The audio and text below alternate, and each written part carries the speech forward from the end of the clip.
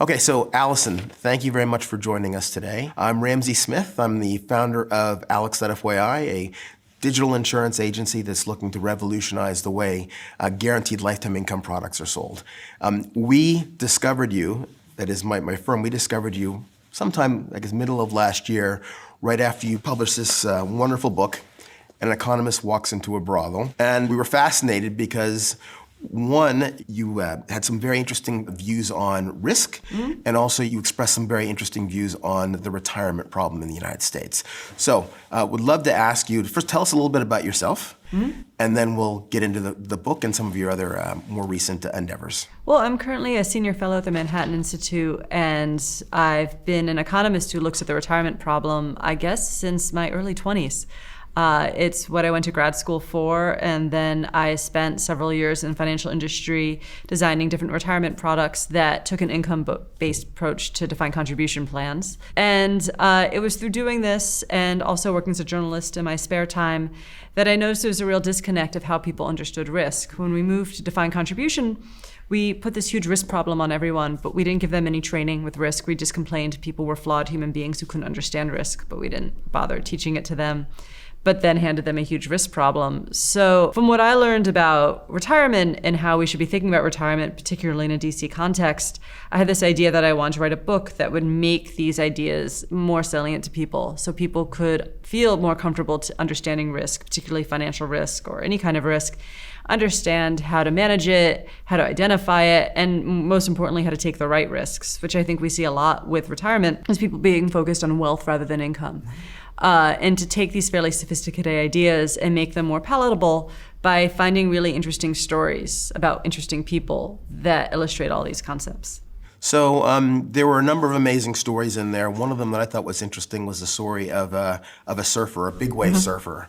So, what are some of the things that we can learn about risk management from the way a big wave surfer manages his lifestyle?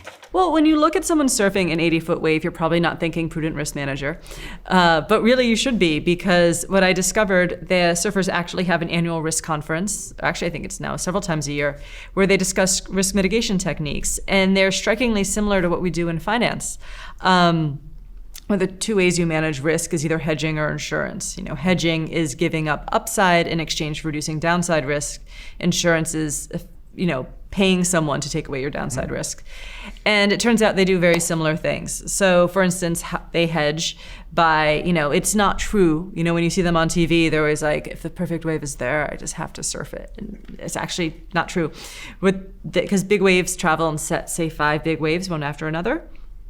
And what they'll do is they'll wait for the 4th or 5th wave rather than take that first wave. That first wave might be that big perfect wave. But if they wipe out, there's 4 big waves that are going to barrel on them and they have a higher risk of drowning. So they wait for later waves. That way, if they do wipe out, they don't, it's a lot safer way to go. And so this is actually a hedge if you think about it. In the same way, say, getting out of a risky asset and going to a safe asset reduces your upside in exchange for getting rid of downside risk. It's the same thing. You don't get that upside of that perfect wave, but you also get rid of the downside of drowning.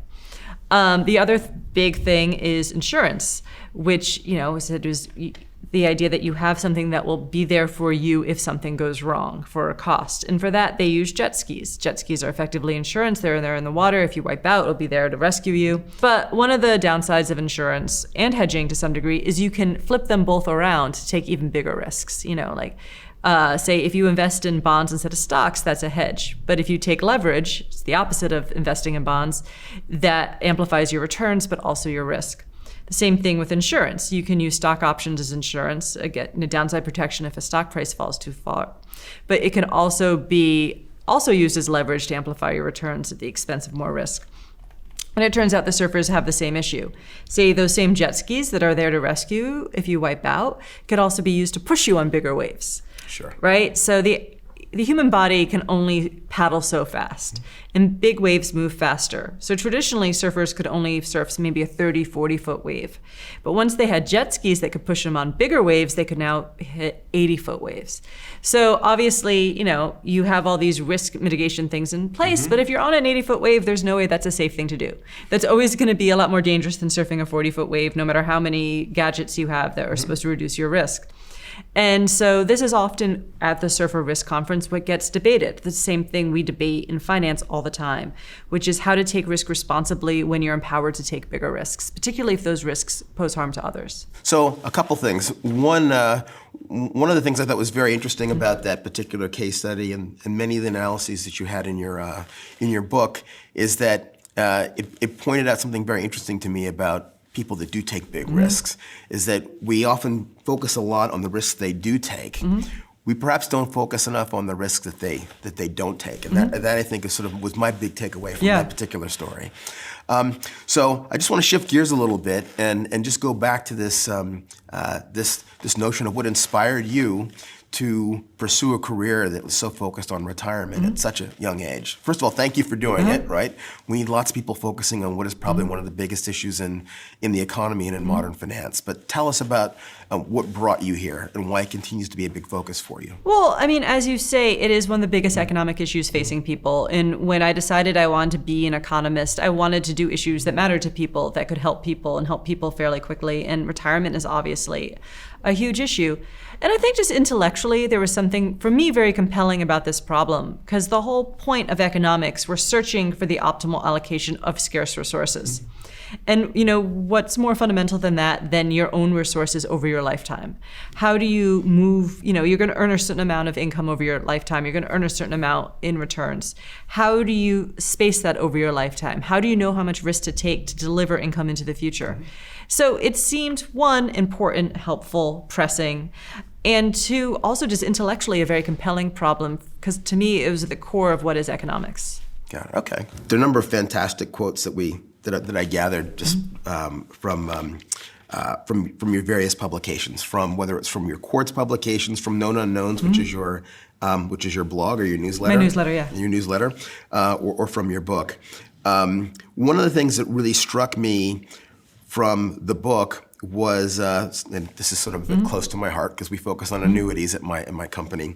An annuity is the price of a risk-free retirement, and that was a very interesting sort of observation from my perspective, because you transform this product-based notion of what an annuity is to something that's sort of much more fundamental. Can you talk about that a little bit more? Well, yeah, I mean, because if you think about retirement, the purpose is income in retirement. The purpose is to be comfortable. When people sort of get nostalgic about defined benefit plans, they provided an income in retirement, and this was supposed to be what we all should want. Yeah, I think we've gotten a little confused about what defined contribution plans are by getting so focused on the wealth that they generate rather than the income they can generate. So an annuity is effectively risk-free income. I mean, provided you're with an insurance provider who isn't going to go under, and if they're highly rated and well-regulated, that shouldn't be something that's top of your list of worries. So because it is, you pay someone and they will pay you income for life. So if that is the main risk in retirement, then it is effectively risk-free. It's insurance. You've paid someone to worry about whether or not you're going to live to 105, or whatever's going to happen to your portfolio and whether or not you can spend more or less this year. This all goes on the insurance company, and in exchange, particularly if you can find an inflation-linked product, you will get a stable income every year. So sort of leads me to the next question, which is, what is it you think people are missing? One, about the retirement problem, and two, about the role of annuities. And I'm going to pick up another quote here. This was a title for one of your Quartz articles. It's time to get over how much we hate annuities. So what do you think people are getting wrong? Not really understanding sort of the nature of that challenge and that problem. Well, I don't think they're thinking about income in retirement. Again, everyone gets so focused, mainly because defined contribution plans in America are relatively new. We only have our first generation retiring with them. And because we sort of moved over when everyone was saving, we got very focused on accumulation, like accumulating wealth. Which, more money in retirement is definitely better than less. There's nothing wrong with wealth. But it's a fundamentally different problem than thinking about income in retirement. Because, first of all, the duration of your income in retirement is long. When you retire, it's like, it's a 20-year annuity is like a 12-year duration. So it actually varies a lot with long-term interest rates rather than short-term interest rates. So when the average sort of target date fund defines risk-free, like an asset that will provide you almost pure certainty as a 3-month T-bill. or a very short-term bond. Because if you think about it in wealth, if you're in short-term bonds, the value of your portfolio is barely going to move. So it feels risk-free. But if you're actually investing for income and you actually need to know that there's going to be a stable income payment, say 15 years from now, then you actually want a long-term bond. Yeah. So by confusing wealth with income, we've misspecified what is risk-free in retirement, which is technically an annuity, or if for whatever reason you're averse to buying an annuity, you can get less income, but you can keep liquidity by just having like a bond portfolio that pays off the same amount every year. That also has a similar duration to an annuity. It's a much longer duration than you'd have with a T-bill. So pretty much everyone in America is short duration, which means they're carrying a lot more risk than they realize because they've gotten the retirement problem wrong. I mean, they've been told the wrong thing. I mean, it's not their fault, which is to focus on wealth rather than income. So there are some rules of thumb that are often used with respect to managing wealth in retirement. One is the 4% rule. Another one is 60-40, 60-40 portfolios. Let's start with the 4% rule. What are your thoughts on the 4% rule in 2020 and beyond? Well, I mean, it's not just 2020, it's in general. I just don't think it makes a lot of sense. I mean, first of all, we could get into the evidence of whether or not you'll run out of money or not with it. But I think more fundamentally, retirement is a precarious time. It's a hard time. You're going to have health expenses that come up. You might have that year where it's the last vacation you can take with your grandkids. And so predictability of income is super important. Yet for some reason, things like the 4% rule effectively are like, well, depending how the stock market does this year is what you're going to spend this year. We wouldn't expect someone working to take on that sort of risk. And they're much more predisposed to take on that risk. But for some reason, a retiree is supposed to have this tremendous income risk that depends on the stock market each year. It makes no sense. Well, I agree with you on that for sure. And so another rule of thumb is the 60-40 rule, equity and fixed income. What do you think about that in the context of this same challenge? Well, for post-retirement or pre-retirement, I think it depends. I don't like one person has the same portfolio their whole life. As you age, you have less income and you're more exposed to your financial wealth, which suggests that your allocation should change over time and you should be taking less and less equity risk. So if you think of your income as a bond-like asset that pays you each year, when you start your career, almost all of your wealth is future earnings. So you're well overexposed to bonds. And that's why, the philosophy of target date funds is that you're supposed to be investing more and more in bonds as you age to make up for the fact that that your future earnings is a smaller part of your portfolio. So 60-40 static doesn't really make sense for people over time. And also, certainly when you're in retirement, 60% is, I think, a very high equity exposure. Considering, especially if you're spending 4% of whatever this is each year, you're going to have really volatile earnings. And now, what concerns me most about 60-40 is I've been talking to various people in the financial industry who are concerned it's not adequate anymore because fixed income returns are so low. So in theory, as my understanding of 60-40 is 60% risky, 40% low risk. Yeah. Whether or not, for some people, it's like a clock that's wrong is right twice a day. I'm sure for 60-40 that's true too. At certain points in your life that might be appropriate. But the problem is with bond returns being so low, people realize this is not sufficient to generate enough wealth for people to retire comfortably. It's fine. So I keep hearing people trying to mess with the 40% and effectively putting riskier assets in it, but trying to make them look not risky. Anyway, they're still risky. There's really no free lunch here. So can I ask you, what some of those riskier assets that would be substituted for bonds that have high yields but are actually riskier? What are some examples? REITs or high yield bonds, which are still technically fixed income, but it's riskier. So if the whole point of 60-40 is the outlook is that you should be 60% risky, 40% low risk, no matter what happens to markets, that shouldn't change. You could say, oh, gee, I have to deal with more risk and then go 70-30. And that's a conversation you should have with yourself or your financial planner. But sort of trying to juice that 40% with riskier assets scares me because it's sort of it makes no sense. I think it misleads people and it could go really wrong if something happens to debt markets that people don't anticipate. So one of the things that you said in one of your Quartz articles I thought was very interesting, you said past booms featured high risky asset prices. This one, the high price is risk-free. So sort of following on what you just said there, that we're looking for solutions for retirees that are closest possible to risk-free, but the price of risk-free assets has never been higher. So one, you think that there's a bubble there? And two, how do we reconcile that bubble with this growing need that we have? Well, it's an interesting question, because can you have a bubble in a risk-free asset? Because a bubble is inherently, you think, a risky asset. Mm-hmm. And so I think that I always struggle with what a bubble even means. I'm too much of an efficient markets person to almost even fully believe in them. But if you think that a bubble is a risky asset that's overpriced, say more expensive than it should be and doomed to suddenly crash, is that possible for risk-free assets? It depends, I think, on whether or not you think the market for them is going to fall out. I mean, I think fundamentally you can justify, okay, this is people's risk aversion. This is what people are putting on a risk-free asset. But say if there's regulatory changes, that means people demanding less fixed income. If foreign appetite for U.S. bonds falls out, then yields might go up suddenly, and these sort of asset prices will fall quite suddenly. And I expect that could cause a lot of dislocation. I mean, it would be good for retirees who are savers on one hand because they'll get higher yields, but also we sort of built an economy around a low risk-free rate. So anyway, it might not be a classic bubble in that it's a risky asset that's technically overpriced. It is systemically very risky because it touches everything.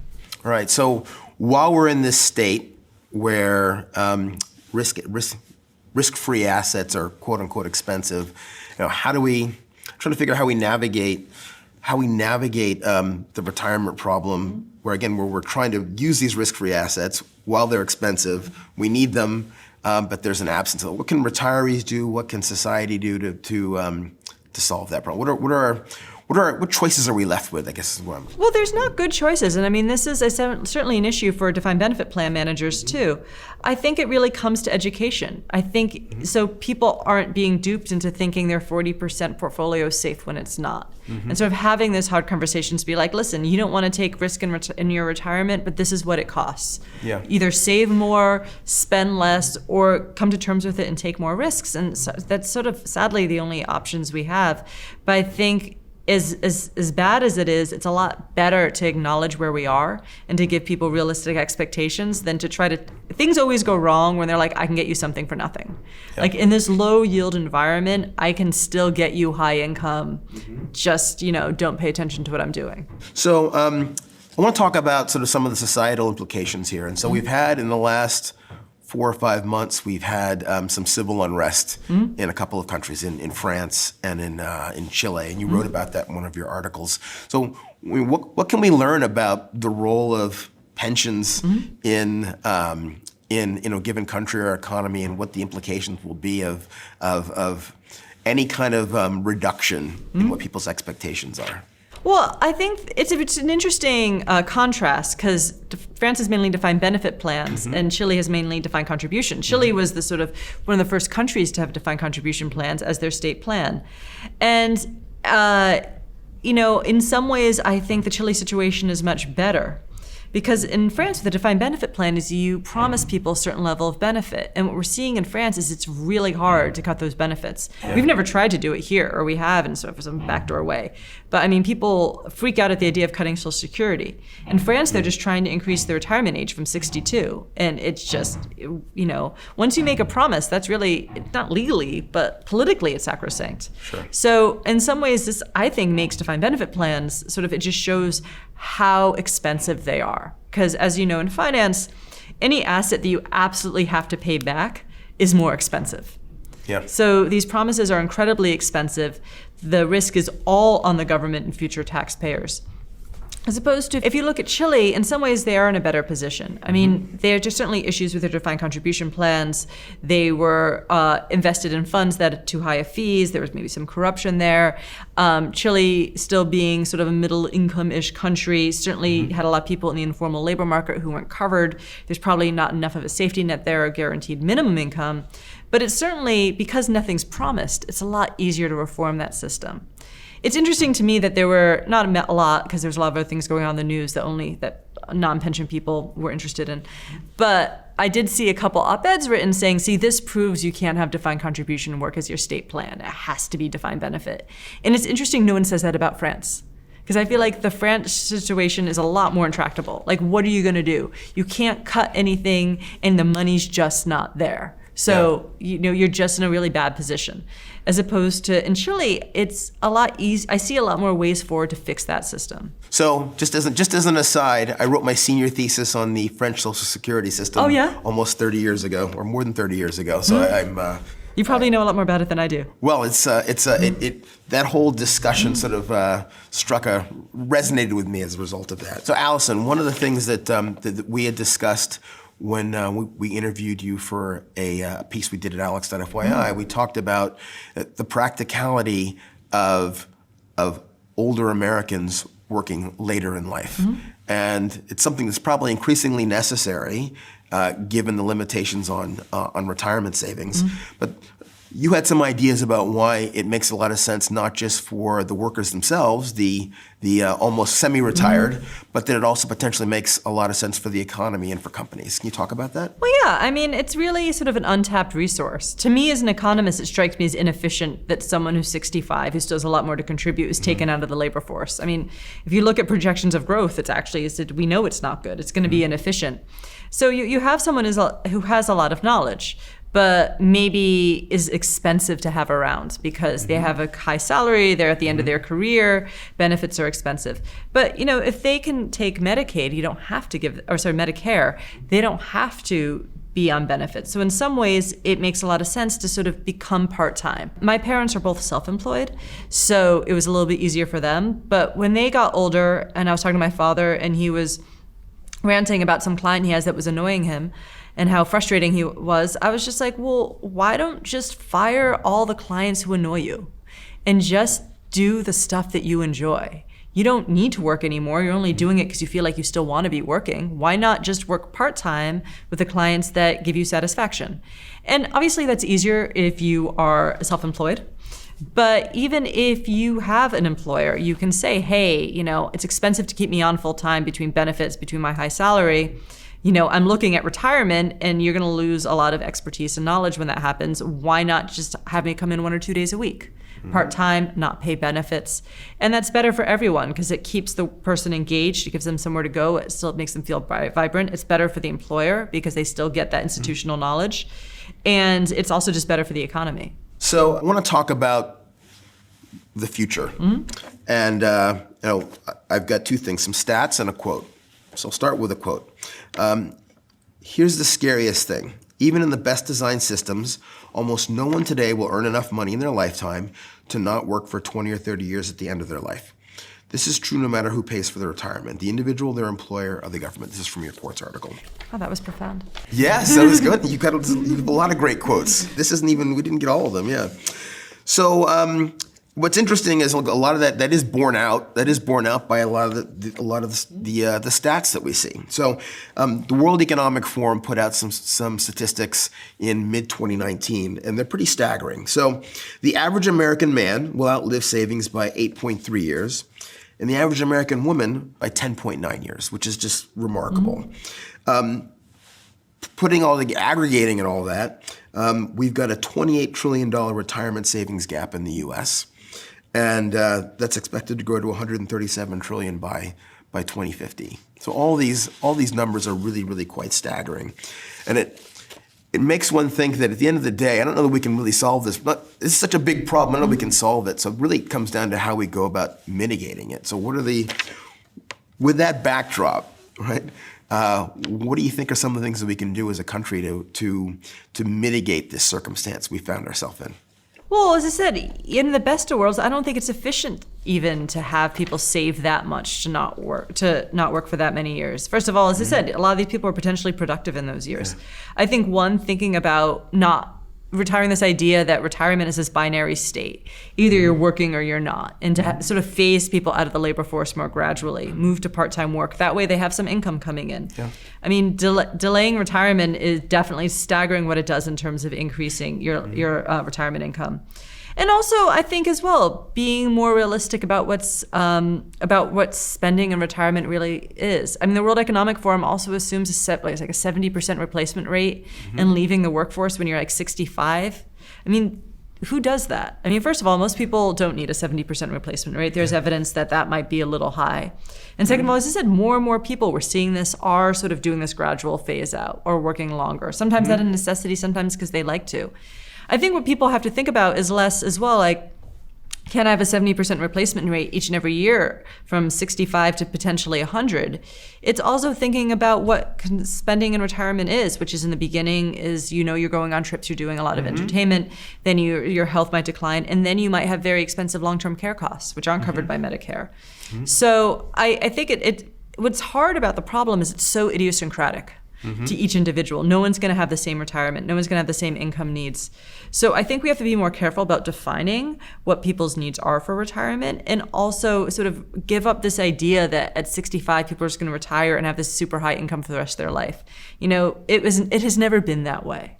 It's like people are living a fantasy that it ever worked that way. I mean, I think it was a post-war idea that grew out of sort of pensions either from governments or from employers, but it was never sustainable to begin with. So let's talk about you and what your plans are. So you wrote a successful book last year.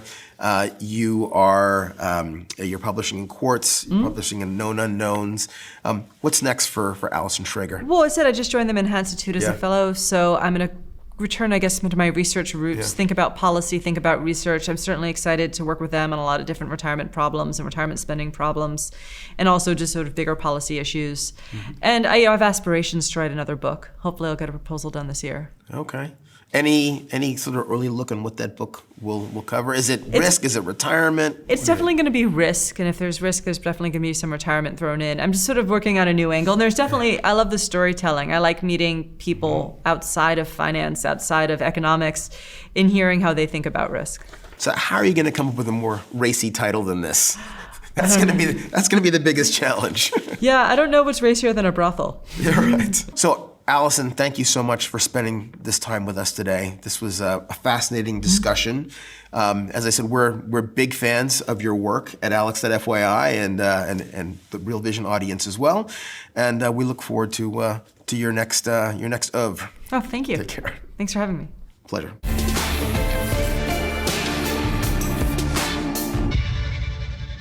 Hey there, since you got to the end, I'm guessing you liked the video. And that's probably because we don't just turn on a camera and film. We work really hard on getting the narrative flow just right. And that's why many finance companies are actually now hiring Real Vision to make videos for them. One of our recent client videos just hit 100,000 organic views on YouTube, and there were no kittens in sight.